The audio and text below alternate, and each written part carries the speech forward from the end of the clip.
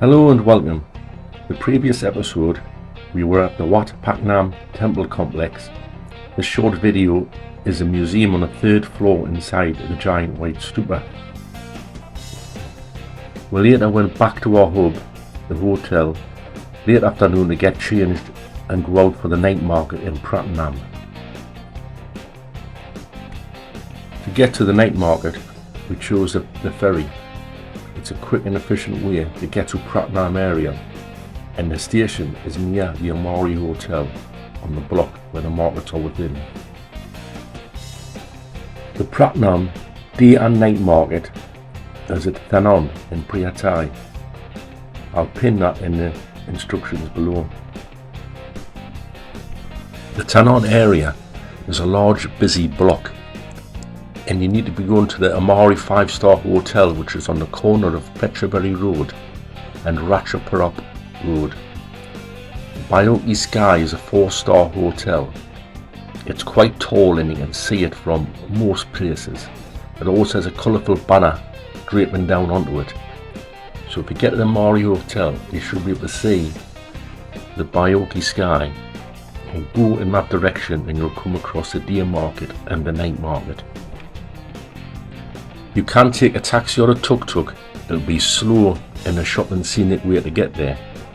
The trains are fast. You get into Phaya Thai station or Ratchaparop station. The SRT line goes into Phaya Thai via a thru in native town full of culture at the north side of the block. And we found that by mistake. You walk the route of the SRT line and it goes through a native Thai, we could call it a shanty town. But it's the beating heart of Bangkok, and you see the people, the kids go out immaculately dressed to go to school, the young girls going out to the hotels and the restaurants and the department stores where they work, and the tuk-tuk drivers, the taxi drivers and the fast food vendors all seem to be based here, and it's different to walk through, and the people are quite friendly as well. And you have the Pratunam station on the canal, which is close to Amari Hotel. We got off there at dusk, but on the return visit we prefer to go by train going back because it was a bit dark to be down on the canal. Now the night market can start from the gallery at the Bangkok Sky Hotel and comes down to Ratchaparop Road. By the road is the day market, and it's worth having a look at there during the day. You can get some bargains. I looked at a stall that was selling the same handbags, and they weren't good quality. You open them up, you could tell straight away they were just a cheap copy. But across the 6-lane busy road, you've actually got a Louis Vuitton shop. I suppose I had to be very careful what to sell. Now the woman there knew I wasn't interested in them, but she showed me a catalogue, and I persuaded her to borrow the catalogue so I can take it back and show the wife to the hotel, and went back about an hour, 2 hours later with a shopping list, and she took me into the alley to the day market, rolled up some shutters, and I went into Aladdin's cave. There was wallets, handbags, backpacks, clothing, sunglasses, watches, all really good quality stuff. You could hardly tell the difference. All come with certificates, dust bags, really good. The catalogue, the manufacturers looked like they were from Vietnam, India, China and Thailand. So that was a good bit of shopping there. But you have to be careful when you're buying the same products, because you can get them took off your customs at your end, and if you don't get them took off your end, I think it's real, they can charge you the duty on them. So we did on this occasion. We put them all in the post and post them back. I think we sent 12 big padded envelopes back, and everyone got back home okay. Day market is really popular with the Thais. There's a lot of textile units in there making clothing. So if you're buying a t-shirt in Pattaya or Phuket, there's a good chance it's come from this market. So you'll see them during the day. You'll have scooters piled up with textiles like as high as the driver, tuk-tuks, small cars just piling in the fabrics and the clothing, enough to go around Thailand. So if you buy in bulk, this is a place to come and get them from. Also in this area during the day you'll see the rock Chang t-shirt shop and the Rock Eagle t-shirt shop. They're still there at night time, but they'll be behind the stalls. Now, they're really good quality Thai products they're made here, and tend to be mostly glow in the dark with some nice designs on them. And you can really only wear them at night time in Thailand because it's cotton, it's quite warm, but ideal for back home. Now, the night market can start from the gallery at the Bangkok Sky Hotel and comes down to Ratchaprop Road. So as a walk through of the Pratunam night market, you can see the prices that's on there. You can pick up t-shirts for 40-50 baht, and the designer ones, they were a bit pricey, but I like to offer them to buy 2 or 3 and get them down to 200 baht. I don't want to pay more than 200 baht for a t-shirt. Although they'd have some nice designer ones which were 3D, like a 3D print on them. I think I got them down to like 300 baht for them, but I don't know how the 3D design print would last in your washing machine. Coming to Thailand, we normally bring clothes for 5 days, and we just prefer to buy more cool, whatever the weather is, type of clothing in Thailand.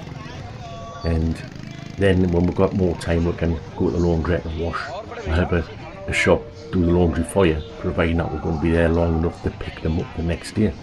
So the markets are good just to top up on your clothing, and we prefer not to pay more than 200 baht for something that's either going to be same or not so good quality, but you would just wear it 6-7 washes and then you just get rid of it. The bargain I got from the night market were 2 long leather belts.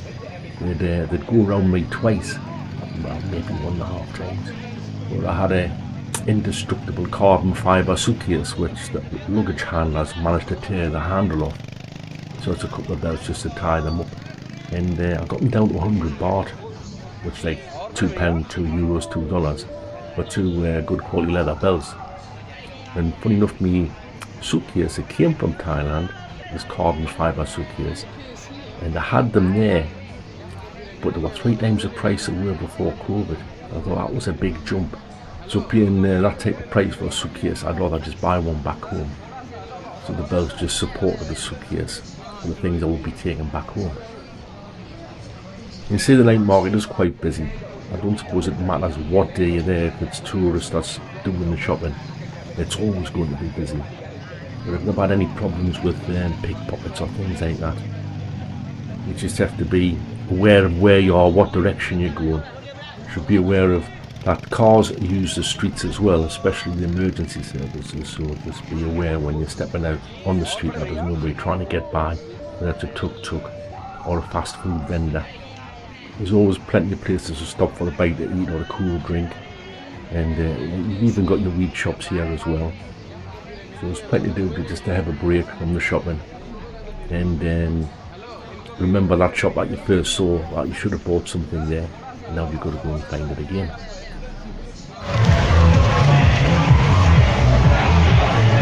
Bangkok Sky there. There's always got some advertising on it. Bangkok Gallery. And the night market.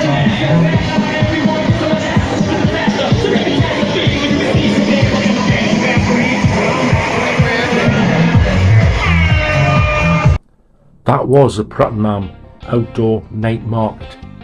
It's one of the most popular outdoor markets in Thailand. Coming up the next day, a further look around the markets. A trip to a very popular indoor market, MBK. Indoors obviously and air conditioned. And we'll be going for a walk through the park. And we'll see some dragons, and we'll also call in the Dragon Town before we enter MBK market from the rear entrance. In view from our hotel is the Khlong Tan market, and getting to the market is a bit harder than what it looks. We're just out for a walk. This is Tower. It's a good idea to take a photograph of the big tall ones. And the hotel is here. And there's a little market across the road. looks a bit difficult to get over there. I think at 6 in the morning will be a nice quiet time to get around and see a few things, but no,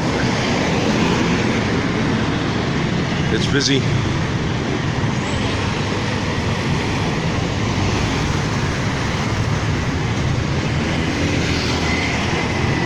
I'm going to try and cross sensibly, which could be hard. This was the tower, so I've decided I was going to go the skywalk route. Still got to get from this side here over to here, and I couldn't see any pedestrians crossing over, but there are police down there directing the traffic, so just got to be aware of the geo-walking laws and not risk a fine. But it looks like they're crossing here by the railway line, so that'll be the route, the safest route anyway.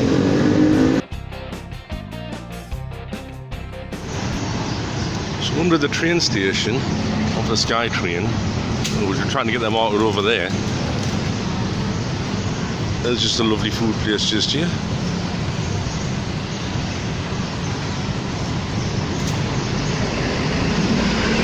Take sweets and desserts there.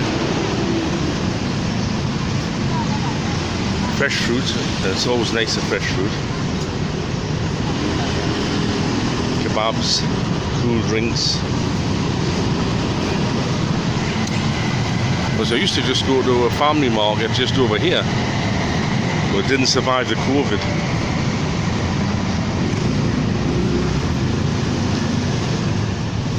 This place is popular with Thais, which is always a good sign. It's waffles, hot balls. Normally call them ping pong balls, but here's ready-made meals. These markets by the stations are really popular. People who are going to work and people who are coming from work and buy food and take away or sit down and have their food there. Is this milk and strawberry? Milk and strawberry, yeah? It's a bit early for most of these markets, but the food market, which we're just looking at, is here, and there's plenty of tables set up. Mainly Thais who just grab the food, get them the tippy tappies, and have something to eat. And this is the escalator up to the Sky train. Most of these Sky trains, below them you'll have little food vendors set up. You can grab a bottle of water for 10 baht, and the smoothie drinks, which is our favourite. Fresh fruit all mashed up, or ice. So it's quite early in the morning. I'm just going to get some breakfast. I'm going to get out when it's around 28 centigrade, and before it gets much hotter, because it's been taken up to 36 degrees centigrade in the shade. Also looks like the big fish. Most of them's got a boiled egg on. Puts me off straight away. So there's chicken, pork, and chicken. Chicken or pork? Chicken. Chicken, yeah. Spicy. Spicy. No, spicy. Chicken. Chicken, yeah. Yeah. All spicy, yeah. Yeah, no, spicy. No, Not spicy. Yeah. But that's spicy, yeah.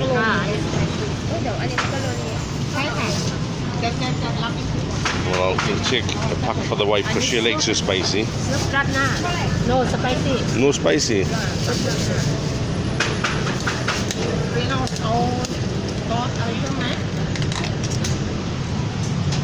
So it's like a soup, yeah? Mushroom. Mushrooms, yeah. In there, yeah. It's like magic mushroom. So just tried some of this Pomeroy.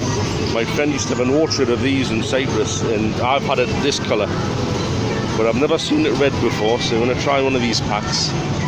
140 baht for that, 100 baht for that, and these are just 20 baht if you just want some small pieces.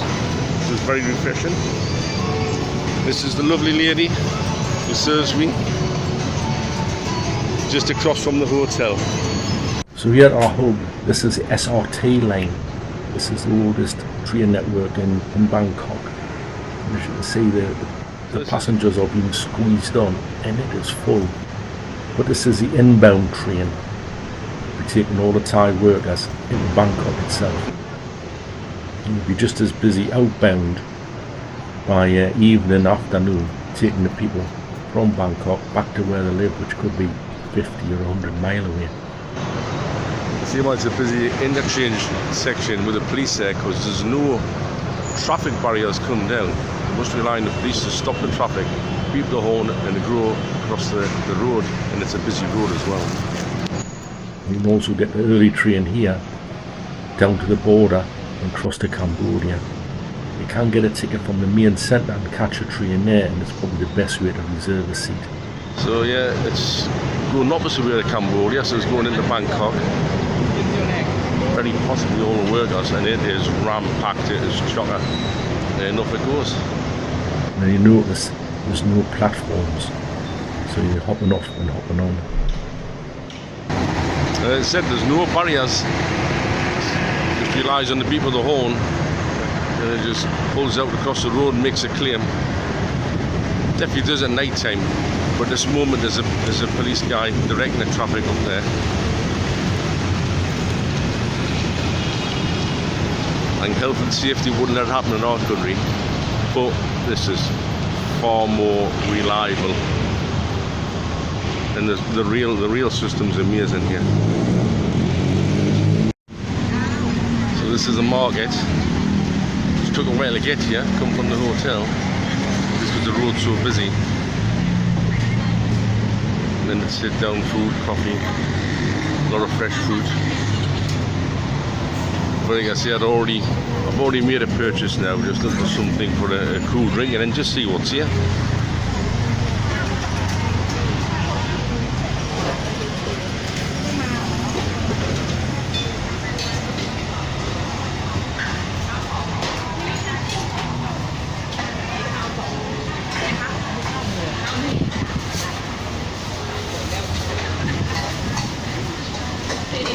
Fresh food getting made on the premises and put in the tubs.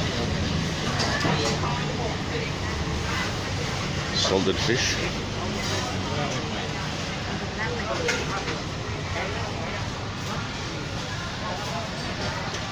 Your cooking sauces, fish oils.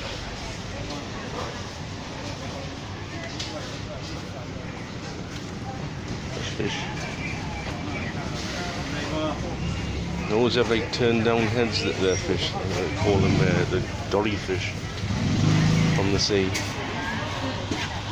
The popular.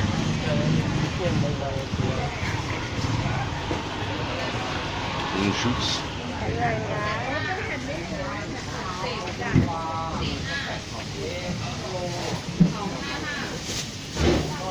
You got fresh fish.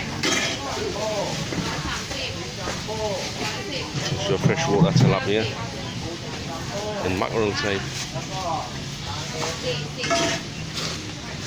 And you would see them in a hobbyist aquarium type of night fish.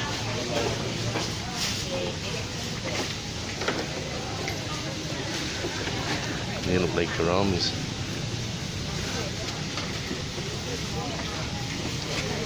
Squid. Cockles, more squid, and they're beautiful colours, green on them, and the crabs, and cut flowers,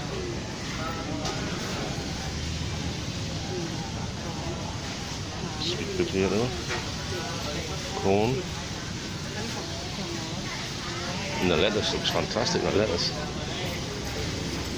And the cabbage and whatever they are.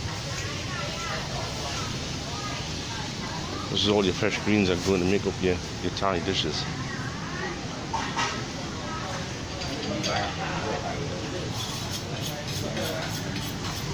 Ginger, onions, cucumbers or courgettes.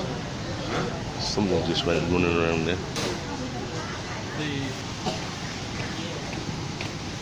the pork.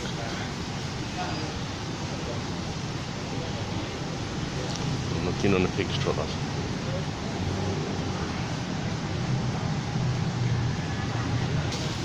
And that's what we're doing here, and still haven't found any drinking water, aloe vera water or anything at the moment.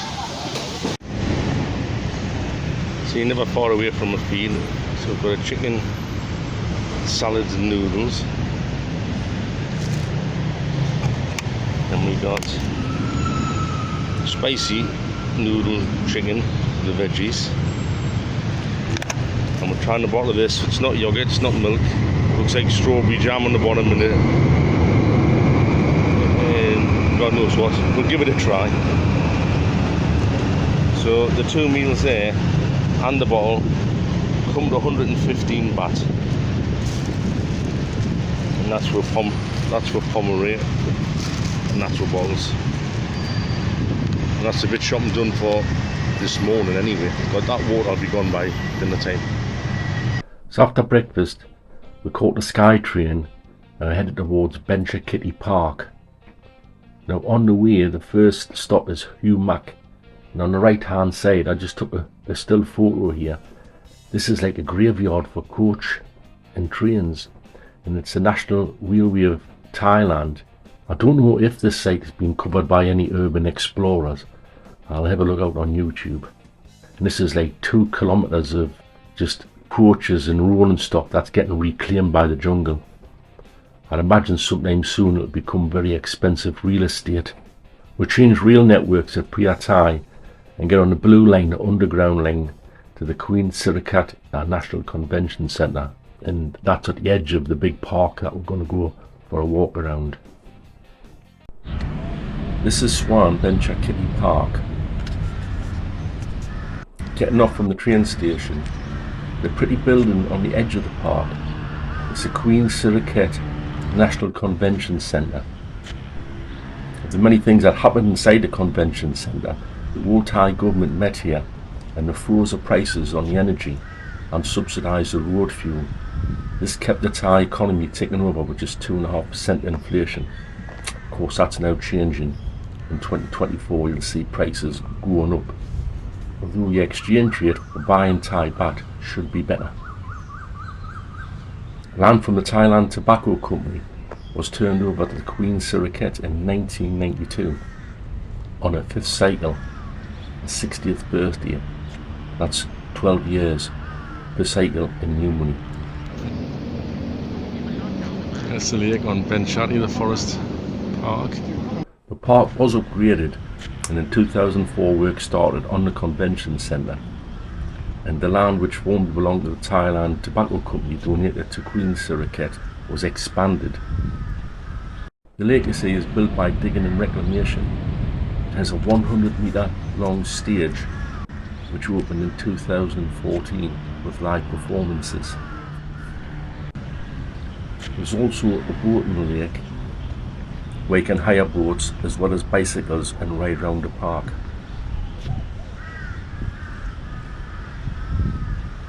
That's quite peaceful. There's not a lot of people here.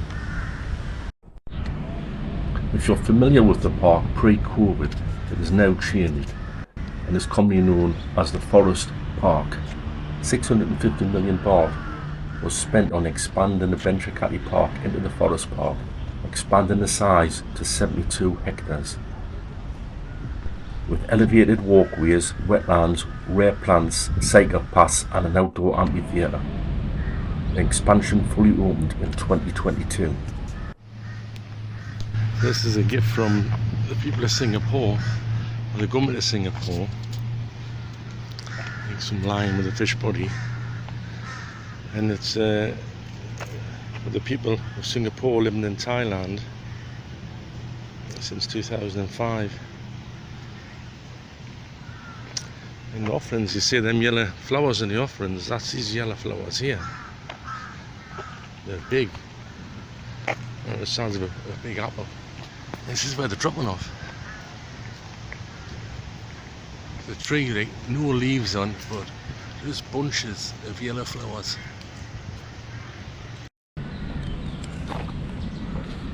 Cane orchids. all the way along the path with ferns. It's the edge of the lake. Running track and the bicycle path where they keep fit people. It's children's playground up there.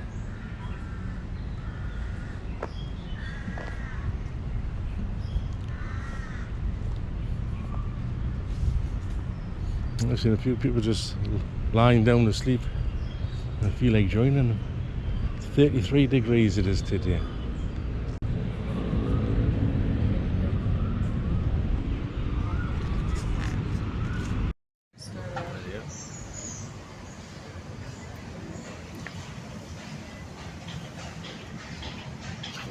Didn't go far.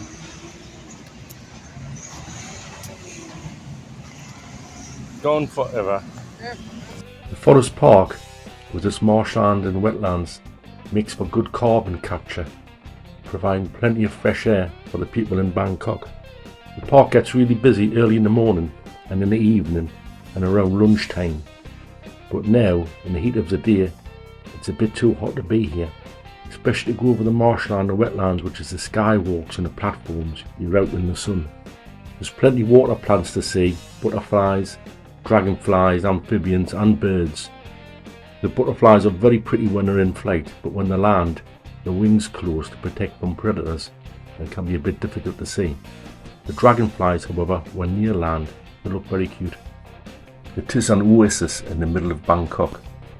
The park is bridged to another public park, Lumpini Park, by an elevated walkway and bicycle trail at the southwest corner of the park, and that's where we'll be heading next. Maybe this should be a same butterfly. It has a decoy head with antenna, so you don't know whether it's coming or going.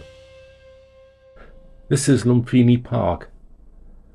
It is the first public park in Thailand, and it dates back to 1925, when land was handed over by the then king for work to begin on Lumpini Park. Later on it would be called Lumpini Park, and the banking district and the shopping areas grew up around it. The park also has on its grounds the first Thailand public library, a children play area, a swimming pool and an underground rail link. The blue line can be found at the corner of the park. And this is how I jog. You can ride bikes, but not 2 hours either side of noon. High noon there's no bikes, and most people will just seek cover from the sun anyway. There's no smoking in the park, and there's no dogs allowed. The park has a paved area 2.5 kilometers for the joggers, where you can hurdle over the monitors. During World War II, the park became a camp for the Japanese army. Not something the Thais would like to remember. The park is 57 hectares in size. It is an artificial boating lake where you can hire out boats in the shape of swans. Peddling the swan-shaped boats is very popular. There's also plenty of marshland and streams for the runoff from the rains, and it's become a very popular recreational ground.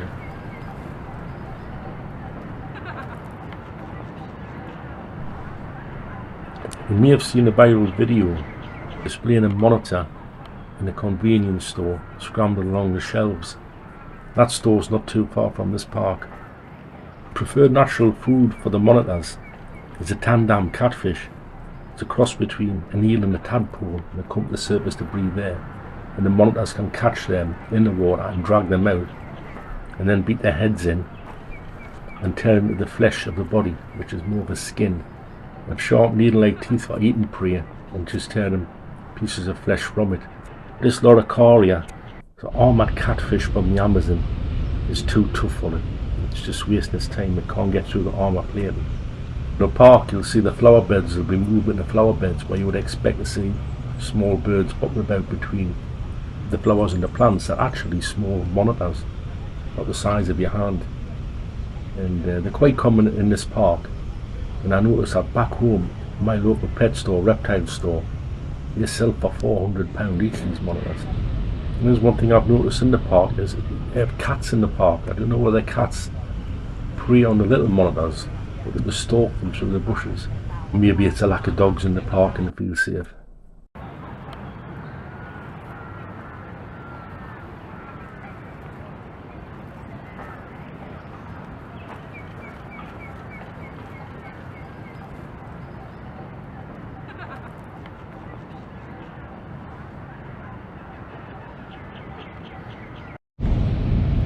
And there's a South American plaque from the Amazon armor plate. It's been fished out by a water monitor and just give up on trying to munch it.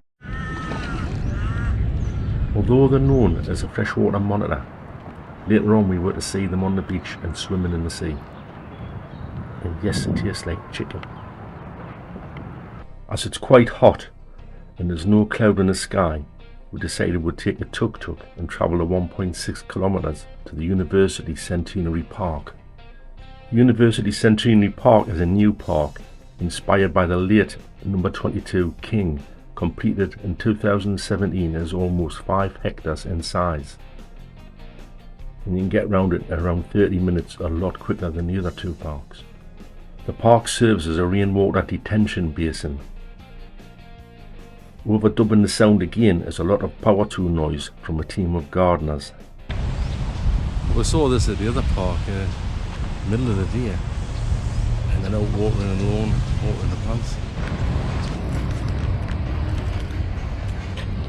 And like a lot of the baby pond plants, these are all water plants.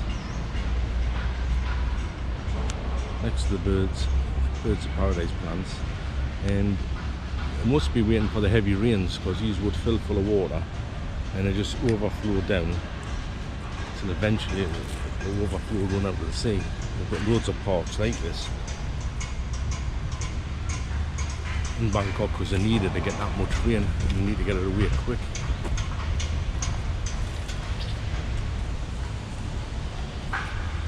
But it is the winter, and the winter it doesn't rain. Sometimes it hardly rains for weeks.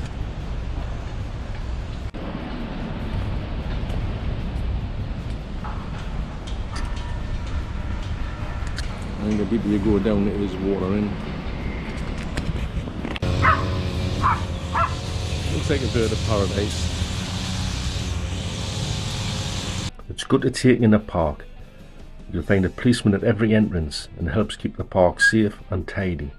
Travelling from University Centenary Park north, you'll come across Dragon Town after about 100 metres, and then about 700 metres you'll be in the MBK Market. But if you venture to the left or the right, you can be in any one of the shopping malls. There's around 5 in the area. Each mall has around 500 shops, and you're talking about 500,000 square metres in some of those malls. So it's far too big. You just pick one and go for a look.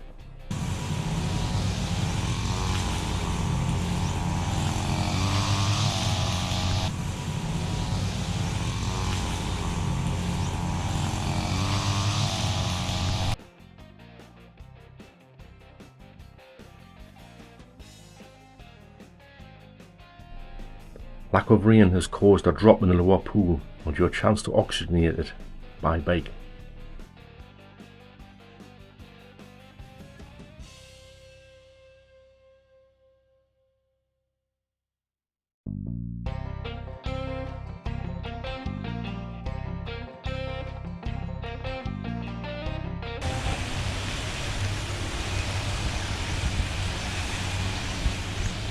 There's one thing I noticed with the parks, there's always people in doing the work and they can just leave all the machinery and tools and then they just go for the dinner break and the tools are there when they come back. But every entrance will have a government official on, might be a policeman, every entrance and exit, and they walk around as well, so there's never any trouble or any bother.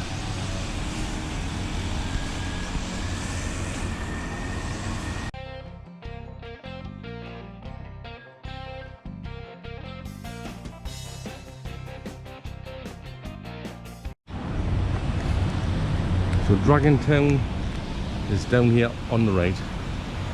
There's a nice air-conditioned place in here. You can get something to eat, and you just walk down the narrow alley, and that's the houses that Dragontown's famous for. Just down there to the temple. That's it. And here you've got the Centenary Park.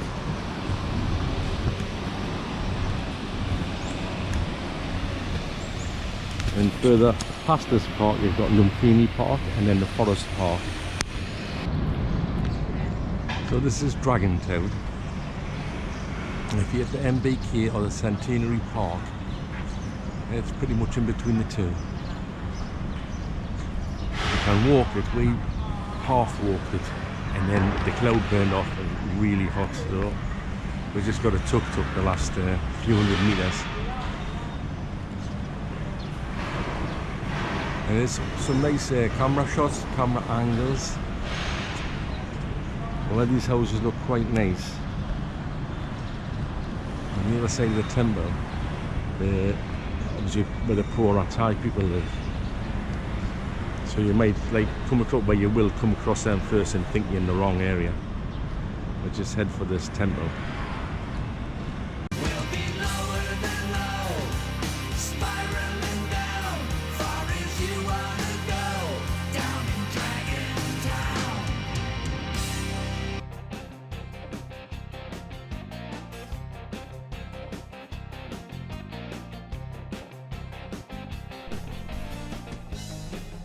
So that is Dragontown.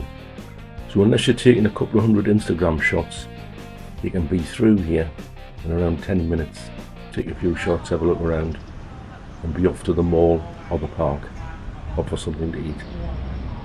As you walk out and head north towards MBK Mall, on the right you'll see the iconic Siam Centre Towers, and that's probably the nearest mall, but there are a few malls within walking distance of Dragontown. As you enter MBK Mall from the ground floor, you'll find a lot of the food courts there, and they're reasonable and look okay. We've had dinner there and it was nice. Children's play area, and there are little fashion shops and accessory shops. There's a centre courtyard to the whole building, and the centre is just linked by escalators that go up to the 7 floors in various locations, maybe 7 or 8 escalators per floor. And if you're looking at finding a shop again, to make a note of the escalators that you get off and what the colour is and where they're located. So venture onto the top floor, where there's a large specialist camera shop. As what I'd forgot and left at home was a charger for my Nikon camera and a Rode microphone, especially with the fluff cover for the outdoor audio. I found it was £100 dearer than what I bought from either eBay or Amazon back home. On reflection, I could have ordered off Lazada. If you get the app onto your phone, it's the Thai version of Amazon, and I knew where I would be in a week's time, and I could have just had what I needed dropped off there. I was well impressed with the furniture and the carvings. There's a particular long bed, hardwood, solid bed. Just not sure whether it's a bed or just a siege lounge. It's a bed because it kind of is sofa. Yeah, it's a bed. It's a good 2 meters, a lot longer, and about 1.5 meters wide. Nice. And this is MBK, and this furniture is absolutely gorgeous. It looks like 255,000 baht, which is 255, £25.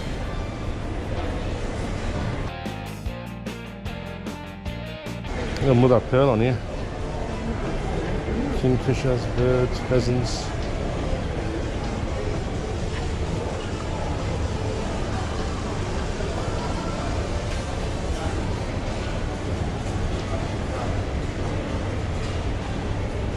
Oh, she'll introduce to 98,000 from 130.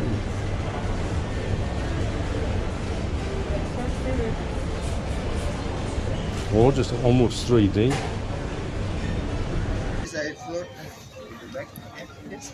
Expert, yep, thank you. So this is where your sports shirts are and brand names that I've never heard of. So on the 3rd floor, I would say about halfway down. About halfway down on the corner. And it's the best selection I would say on here. Done a good deal. 4 for 1,000. Balenciaga. Probably for skateboarding. BMX riding, I don't know. Look at the grips like tire tread. There's a good selection here. The other thing I want to shop for was my mobile phone. I was going through about £30 a day just on the mobile data. So I want to get it unlocked and get it into a Thai SIM card. Seems every time I come to Thailand I've got a new phone, I need to get it unlocked. So you're on floor 3. Huh? Floor 3. What zone? Not floor 4. Yeah. Floor 4 zone. What zone? C75/1. It's more or less in the middle, but this is how you find it.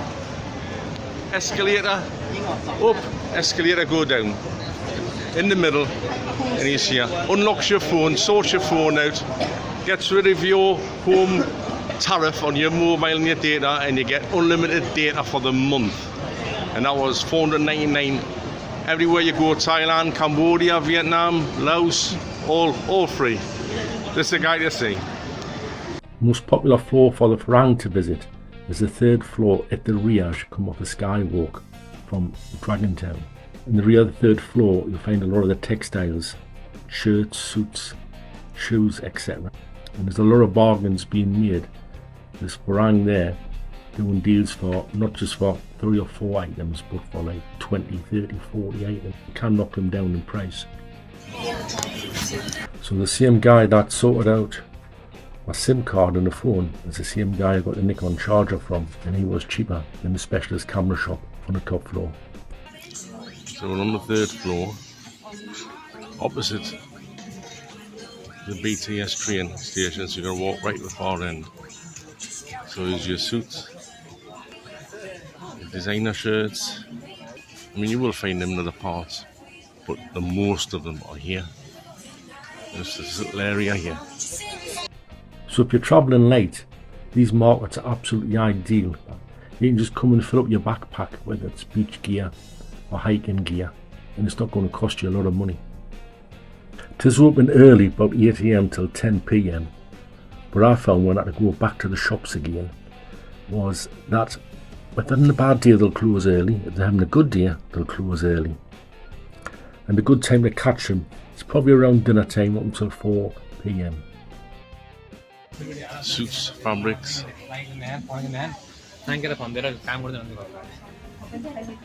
All your copies, same bags.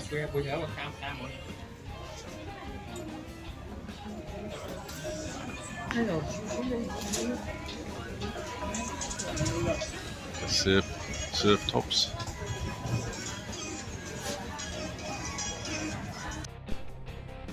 That's a wrap for this mega city, though we do have to come back next month to fly out.